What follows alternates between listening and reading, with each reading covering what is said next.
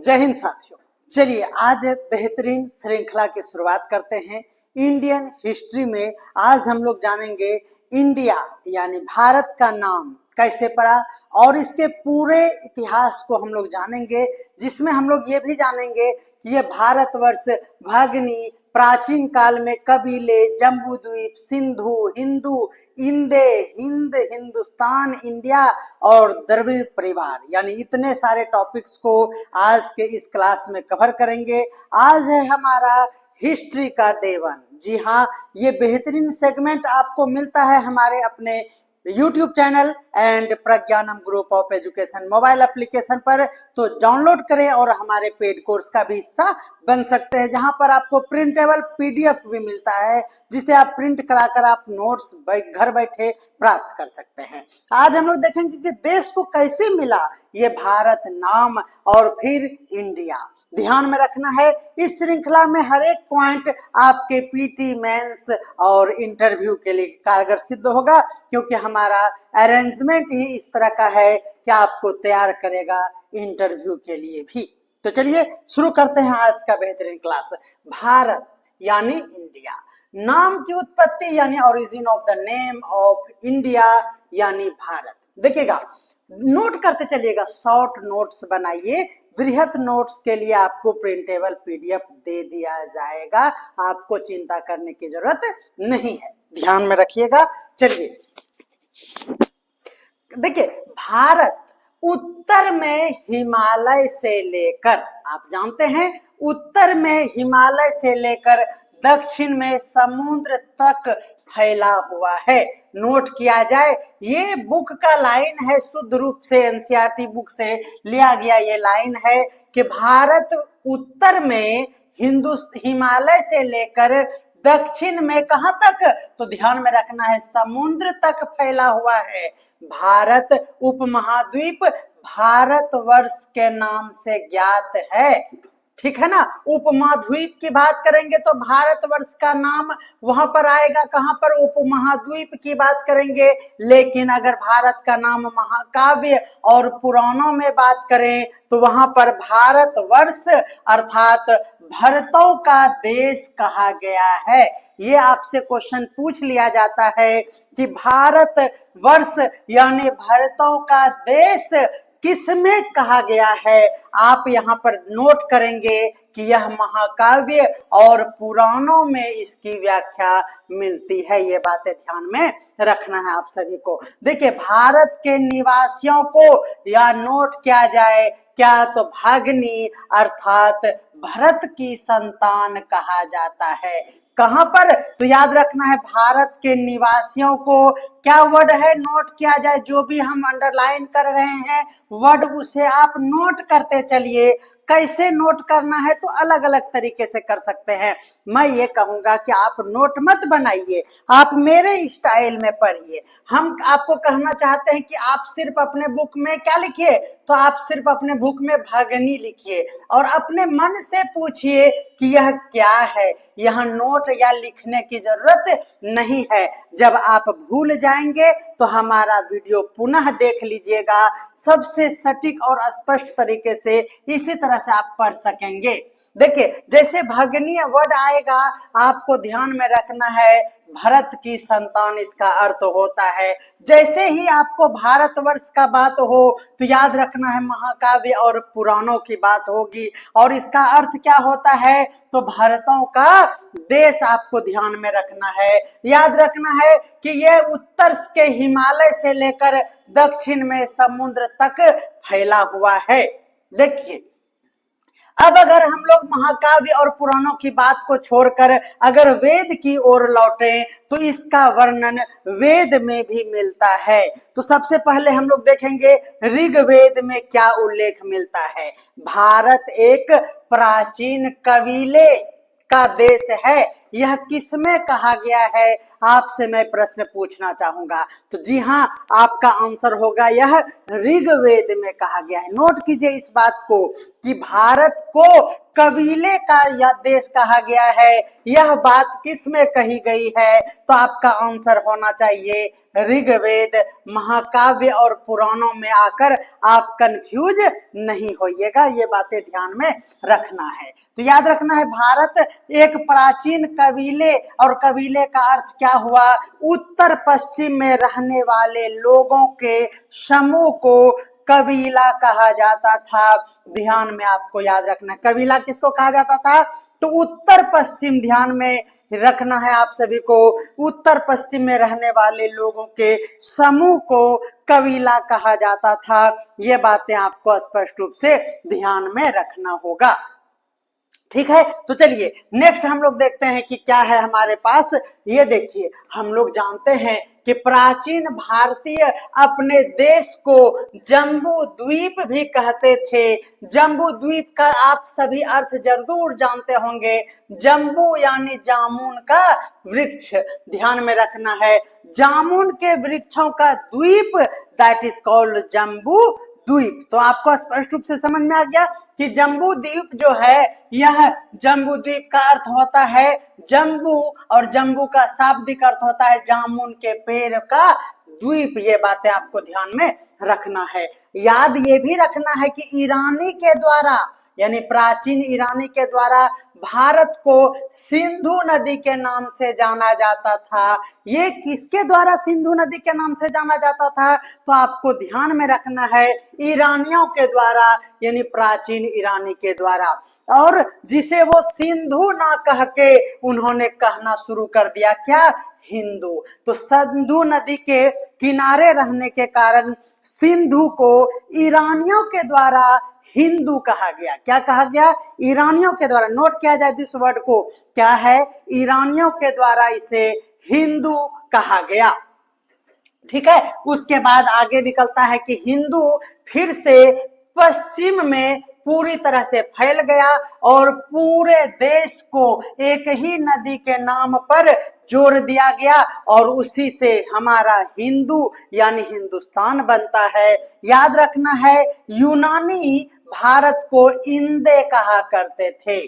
Confusion हो सकता है, ईरानी इसे हिंदू कहा, है ना, ईरानी हिंदू और यूनानी इंदे। ये देखिए, यूनानी इंदे और ईरानी हिंदू।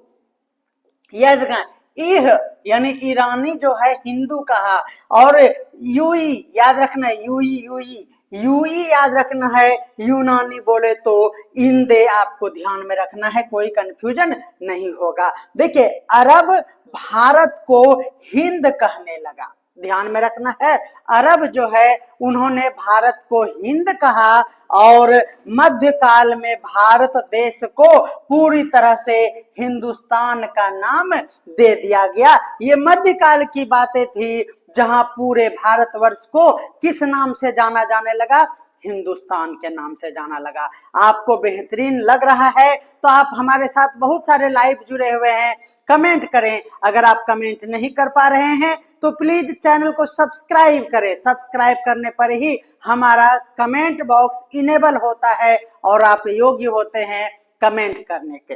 ध्यान में रखना है, यानी हम लोगों को यहाँ पर दो चार बातें फिर से पुनरावृत्ति की जरूरत पड़ रही है। वो क्या है, एक बार फिर से समझे। देखिए, ईरानी याद रखना है, याद रखना है क्या, ईरानी ने कहा इसे हिंदू, यूनानी ने इसे कहा इंदे, और अरब ने इसे कहा हिंद, और मध्यकाल में यह धीरे धीरे नाम बन गया हिंदू से हिंदुस्तान। ओके, तो उम्मीद करते हैं कि आप इतनी गाथा को अच्छे से समझ पा रहे होंगे। ये श्रृंखला लगातार चलता रहेगा। ये आज डे 1 है, आपने थंबनेल पर देखा होगा। तो आपको अगर डे 2 नहीं मिल पा रहा है तो आप हमें जरूर कॉल कर ले 9525175737। ये रास एजुकेशन प्रज्ञानम ग्रुप का ऑफिशियल नंबर है। जी हाँ, आप हमसे भी बात कर सकते हैं इस नंबर के माध्यम से। यानी हम लोग पहुंच चुके हैं हिंदुस्तान शब्द की ओर। तो हिंदुस्तान शब्द ध्यान में रखना है, फारसी शब्द हिंदू से ही बना है। क्या याद रखना है? इससे पहले यहाँ पर मध्यकाल में हिंदुस्तान बना, लेकिन हिंदू जब बात आएगी तो आपको कंफ्यूजन ना हो, हिंदू में हिंदुस्तान शब्द जो है फारसी शब्द हिंदू का ही रूपांतरण है। ये बातें आपको स्पष्ट रूप से समझ में आ गया। हमने अभी बताया यूनानी भाषा के इंदे के आधार पर इसे अंग्रेज ने क्या किया, इसे इंदे नहीं कह के इंडिया यानी इंडिया कह दिया। कंफ्यूजन हो रहा है क्या? आप हमें कमेंट करके जरूर बताएंगे। देखिए इधर फिर से एक बार हम आते हैं, याद रखना है यूनानी ने इंदे कहा और इसको अंग्रेजों ने इंडिया बना दिया, ठीक है। और उससे पहले हमारा ईरानी जो थे, इनके द्वारा जो हिंदू दिया गया उसी से हिंदुस्तान बना दिया गया। ध्यान में आपको रखना है। तो चलिए कंप्लीट होता है ये हमारा इंडिया नाम तक पहुंचना। और याद रखना है ये विंध्य हिमाचल जो हम बोलते हैं, तो ये विंध्य की पर्वत श्रृंखला देश को उत्तर दक्षिण दो भागों में बांटती है। आपसे क्वेश्चन कई बार पूछा गया है कि भारत देश को उत्तर और दक्षिण दो भागों में बांटने वाला पर्वत श्रृंखला का नाम क्या है? तो ध्यान में रखना है वह है विंध्य की पर्वत श्रृंखला। उत्तर में बात करें तो इंडो यूरोपीय परिवार की भाषाएं बोलने वाले की ज्यादा बहुमत है, इसीलिए ध्यान में रखना है ये इंडो यूरोपीय परिवार की भाषा। और दक्षिण में बात करें तो द्रविड़ परिवार की भाषाएं बोलने वाले का बहुमत है। उत्तर में याद रखना है आपको क्या, तो यूरोपीय। उत्तर बोले तो यूरोपीय और दक्षिण बोले तो दो से द्रविड़ आपको ध्यान में रखना है। ओके, उम्मीद करते हैं कि आपको कोई कंफ्यूजन नहीं रहा होगा। कंफ्यूजन रह गया है तो आप हमारे नंबर पर हमें जरूर फीडबैक दें। इसका मतलब हुआ कि भारत के अन्य प्राचीन नामों को एक बार देखा जाना चाहिए। आपने आर्यावर्त नाम सुना है, ये आर्यों की भूमि के कारण इसे वैदिक काल में आर्यावर्त का नाम दिया गया था। ये बातें आप सभी जानते होंगे। जम्बू द्वीप पर हमने चर्चा किया, यह पुराणों और उपनिषदों के साथ बौद्ध ग्रंथों में इसका उल्लेख मिलता है, जहां जम्बू द्वीप का अर्थ होता है जम्बू यानी जामुन के पेड़ का द्वीप। ये बातें ध्यान में आपको आ गया होगा। हिंदुस्तान के लिए भूलना नहीं है कि यह मध्यकालीन काल में प्रचलित नाम था, जो सिंधु यानी हिंदू, सिंधु को कहा गया हिंदू, और हिंदू से बना हिंदुस्तान, और यह था हमारा मध्यकाल। ध्यान में रखना है क्या, तो मध्यकाल। उम्मीद करते हैं कि आपको ये स्पष्ट रूप से समझ में आ रहा होगा। ध्यान में रखना है संविधान में देश का नाम किस तरह से लिखा गया है, यह भी कंफ्यूजन का एक टॉपिक है। ध्यान में रखना है हिंदुस्तान कुछ भी मेंशन हमारे संविधान में नहीं है। संविधान में भारत अर्थात इंडिया, और सबसे इंपॉर्टेंट है उसको कहा गया है राज्यों का एक संघ होगा। ये भारत क्या होगा, यानी भारत अर्थात इंडिया राज्यों का एक संघ होगा। यह भारतीय संविधान में यह लिखा गया है। तो उम्मीद करते हैं कि नाम से जो भी कंफ्यूजन रहा होगा वो अब क्लियर हो गया होगा। अब हम लोग कुछ अतीत की जानकारी देखते हैं कि भारतवर्ष के लिए हमारा अतीत कैसा है। अतीत में हम लोग देखेंगे कि हमारे यहाँ पुरातात्विक स्थल कौन से हैं, साहित्यिक ग्रंथ कौन सा है, और विदेशियों का विवरण किस प्रकार मिलता है, जिससे स्पष्ट होता है कि हमारा भारत यानी इंडिया एक अखंड भारत रहा है। देखिए पुरातात्विक स्रोतों में अभिलेख, सबसे पहले तो अभिलेख किससे संबंधित है, तो पुरातात्विक स्रोतों से संबंधित है। इसमें आपको सिक्के मिलते हैं, स्मारक और भवन आते हैं, जिसमें उत्तराखंड से प्राप्त होता है कि हमारा भारत देश अखंड भारत का इतिहास कैसा रहा है। अगर हम साहित्यिक स्रोत की बात करें तो वेदों में, पुराणों में महाकाव्य और बौद्ध जैन ग्रंथों में इसका वर्णन मिलता है। यह बातें ध्यान में रखना है। इसी साहित्य के द्वारा प्राचीन भारतीय समाज की, उसके संस्कृति की, उसकी धार्मिक मान्यताओं के बारे में जानकारी मिल जाती है। ये बातें ध्यान में रखना है। विदेशियों के द्वारा भी वर्णन किया गया है भारत देश के बहुत सारे अस्तित्व का, ध्यान में रखना है। आप सभी जानते हैं हेरोडोटस याद रखना है, और फयान के यात्रा का विवरण से भारत के अतीत को समझने में काफी मदद मिलती है। तो हम लोग अब इसको विस्तार से आज के कक्षा में और देखेंगे। तो सबसे पहले पुरातात्विक स्रोतों की बात अगर करते हैं तो याद रखना है पुरातात्विक उत्खनन में सिंधु घाटी सभ्यता के साथ साथ मौर्य साम्राज्य और गुप्त साम्राज्य जैसे प्राचीन सभ्यताओं के बारे में जानकारी मिलती है। ये बातें आपको ज्ञात होगा। देखिए, कुछ अभिलेखों से भी हमें प्राप्त होता है बहुत सारी जानकारियां। अशोक के शिलालेख, पाषाण पर लिखे हुए अभिलेख, ताम्रपत्र पर लिखे हुए अभिलेख, उसके शासन काल और धार्मिक मान्यताओं को देखते हुए और उसके साथ ही उसकी सामाजिक संरचनाओं के बारे में विस्तृत जानकारी प्रदान करता है ये हमारा अभिलेख। बहुत सारे सिक्के भी प्राप्त हुए हैं। सिक्कों में, प्राचीन भारतीय सिक्कों में हमें वहां के व्यापार के बारे में पता चलता है, वहां के अर्थव्यवस्थाओं के बारे में और राजनीतिक शक्तियों के बारे में भी जानकारी मिलती है। तो ये बातें आपको डे 1 की कक्षा में स्पष्ट रूप से समझना है। चलिए, साहित्य स्रोतों की अगर बात करें तो वेद में हम लोग ऋग्वेद, सामवेद, यजुर्वेद के साथ साथ अथर्ववेद प्राचीन भारतीय समाज, धर्म और संस्कृति के बारे में महत्वपूर्ण जानकारी आपको मिलती है। ठीक है, पुराणों की बात करें तो आप सभी जानते हैं विष्णु पुराण, ब्रह्म पुराण, वायु पुराण जैसे पुराण के प्राचीन धर्म ग्रंथ से साहित्य और इतिहास के बारे में काफी कुछ जानकारियां हमें प्राप्त हो जाती है। महाकाव्यों में रामायण और महाभारत जैसे महाकाव्य प्राचीन भारतीय समाज को विस्तार से समझाता है। संस्कृति और धार्मिक मान्यताओं के बारे में वृहत जानकारी हम लोग महाकाव्य से प्राप्त कर सकते हैं। बौद्ध और जैन धर्म ग्रंथ को भी हम लोग जब देखते हैं तो याद रखना है कि धार्मिक और सामाजिक मान्यताओं के बारे में विस्तृत जानकारी हमें बौद्ध और जैन धर्म ग्रंथ से भी प्राप्त होता है। ये बातें आपको समझ में आ रहा होगा।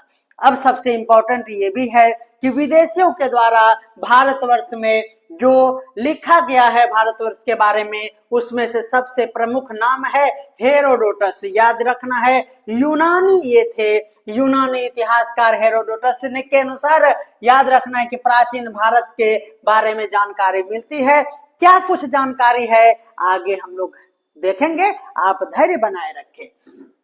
आप नाम सुने होंगे फयान का, और वेन सॉन्ग का नाम आपने सुना होगा। यह चीनी यात्री थे, ये यूनानी था हमारा हेरोडोटस, ध्यान में रखना है। और फयान और वेन दोनों में हो में यो वो लगा हुआ है, यह दोनों चाइना का था, ये याद रखना है। और यह यात्रा से प्राचीन भारत के सामाजिक, धार्मिक और सांस्कृतिक स्थिति के बारे में विस्तृत जानकारी प्राप्त हो जाती है। ये बातें ध्यान में रखना है। अब चलिए, ये तो हो गया हमारा कुछ शॉर्ट में। अब हम लोग बात करेंगे कि हमारे पास पांडुलिपियां भी है, ध्यान में रखना है, जिसको हम लोग मैन्युस्क्रिप्ट के नाम से जानते हैं इंग्लिश में। पांडुलिपि आखिर है क्या और इससे भारत का इतिहास कैसे पता चलता है, इसको हम लोग देखेंगे। पांडुलिपियां प्राचीन पुस्तकों को कहा जाता है। प्राचीन काल में हाथ से लिखे हुए जो भी पुस्तक होते थे उसे हम लोग पांडुलिपि में जानते थे। और उस पुस्तकों में क्या है विशेष रूप से, तो याद रखना है कागज होता था या फिर वो पत्तों पर लिखा हुआ था, और जिन्हें पाम लीफ यानी पाम बोले तो तार का पत्ता या फिर भोजपत्र यानी बिर्च बार्क कहते थे। ये बातें आप सभी जान रहे होंगे, हमारे द्वारा इसे रिवीजन करवाया जा रहा है, ध्यान में रखना है। ये बातें ध्यान में रखना है कि पांडुलिपि पाम लीफ यानी तारपत्र और भोजपत्र यानी बिर्च बार्क के पर हाथों के द्वारा लिखा हुआ ये हमारा अभिलेख हुआ करता था, ध्यान में रखना है। सॉरी फॉर दैट, पांडुलिपि हमारा ये था। पांडुलिपियों को मनुस्क्रिप्ट भी कहा जाता है। आपको मनुस्क्रिप्ट और पांडुलिपि में कंफ्यूजन होता है, नाम आपको लगता है दो है, लेकिन आपको ध्यान में रखना है कि पांडुलिपि इसी को इंग्लिश में कहा जाता है मनुस्क्रिप्ट, ध्यान में रखना है। और जिसका स्पष्ट रूप से अर्थ होता है हाथ से लिखा हुआ हमारा कोई भी दस्तावेज। ये बातें आपको ध्यान में रखना है। उम्मीद करते हैं कि आप यहाँ तक समझ के आगे बढ़ रहे होंगे और आपको क्लास का आनंद भी प्राप्त हो रहा होगा। एक बार हमें कमेंट करके बताएंगे कि आपको ये जानकारी कैसा लग रहा है। पांडुलिपि मुख्यतः कहाँ पर, तो मंदिरों और विहारों, ये बिहार नहीं विहारों है, याद रखना, हमें पाई जाती है, क्योंकि यह क्या है, यही मंदिर और विहार जो हुआ करता था, ये ध्यान में रखना है। ये पांडुलिपि के लिए यह ज्ञान का एक केंद्र होता था। यह स्थान धार्मिक और बौद्धिक कार्यों के लिए समर्पित था। इन स्थानों पर समाज के विभिन्न पहलुओं के पर लेखन का कार्य किया जाता था। ये बातें आपको ध्यान में रखना है। अभिलेख की बात करेंगे, जिसको इनस्क्रिप्शन कहते हैं। पांडुलिपि मतलब मनुस्क्रिप्ट और अभिलेख दैट मीन्स इंस्क्रिप्शन। अभिलेख क्या है, तो आप सभी जानते हैं कि अगर किसी पत्थर पर या फिर धातु पर या किसी भी कठोर सतह पर अगर खोद खोद कर उसमें कुछ लिखवाया जाता है तो उसे क्या कहा जाता है, तो उसी को अभिलेख कहा जाता है। अभिलेख में राजकीय आदेश और महत्वपूर्ण सूचना राज्य से संबंधित होते थे, जिसे पढ़कर लोग उसका पालन किया करते थे। ये बातें आप ध्यान में रखेंगे कि राजकीय आदेश के लिए पांडुलिपि नहीं बल्कि अभिलेख यानी आपको क्या, तो इंस्क्रिप्शन का उपयोग हुआ करता था। याद रखना है, इन्हें नक्काशी के रूप में उत्कीर्ण किया गया और इसे लंबे समय तक संरक्षित करके रखा गया, और यही है हमारा अभिलेख। ये बातें ध्यान में आपको होगा।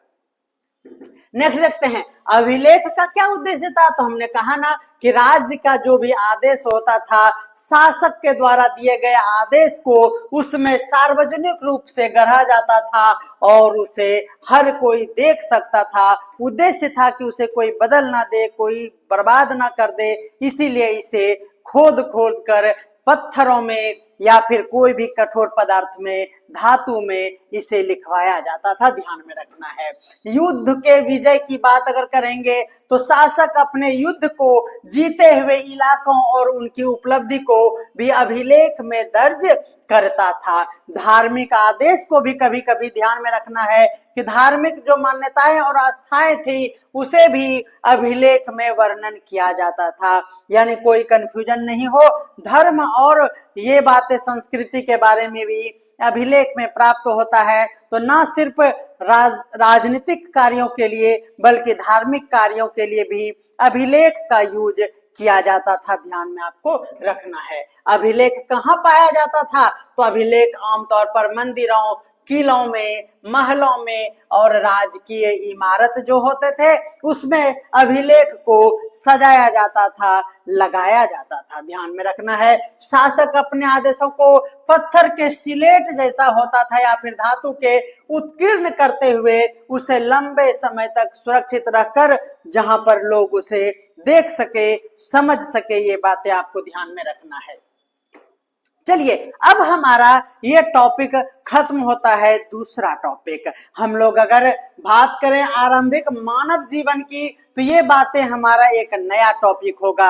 आज का हमारा ये टॉपिक था, क्या टॉपिक था, तो ध्यान में रखना है, आज का टॉपिक हमारा था भारत यानी इंडिया का उदय। तो ये बातें हमारे अभिलेखों में, पांडुलिपियों में ये वर्णन मिलता है। तो अगले क्लास में हम लोग बेहतरीन तरीके से जानेंगे आरंभिक मानव यानी अर्लीस्ट पीपल का क्या था, हमारा शिकार करने का प्रणाली, उसका खाद्य संग्रह, शिकार कैसे करते थे, उसका औजार कैसे होता था, और ये सभी बातों पर हम लोग चर्चा विस्तार से करेंगे। अगले टॉपिक में हम लोग उसमें सभी काल को जानेंगे। तो आप हमारे साथ बने रहेंगे इस श्रृंखला में। और आज डे 1 है, इसका PDF आपको हमारे टेलीग्राम चैनल पर। जी हाँ, आपको आज से एक नया सुविधा दिया जा रहा है कि आप टेलीग्राम चैनल पर जाकर इसे डाउनलोड कर सकेंगे। यही नहीं, अगर आप प्रिंटेबल चाहते हैं तो हमारे एप्लीकेशन को डाउनलोड करें और वहां से इसे निशुल्क प्राप्त कर सकते हैं। मिलते हैं अगले क्लास में जल्द ही, तब तक के लिए आप सभी हमारे साथ इस श्रृंखला में रोज इसी टाइम में आप जरूर मिले। अगर ना मिले आपको क्लास तो कॉल करें किसी भी टाइम 9525175737 पर। This is a official number of Pragyanam group यानी रास education, a unit of Pragyanam group of education. मिलते हैं, मैं हूं राज सर और आपको मैं बेहतरीन क्लास देता हूं ट्रिक और एक गजब अंदाज में। आपको हमारा क्लास देखकर कैसा लगा हमें जरूर फीडबैक दें। मिलते हैं, सभी को love you all, bye bye.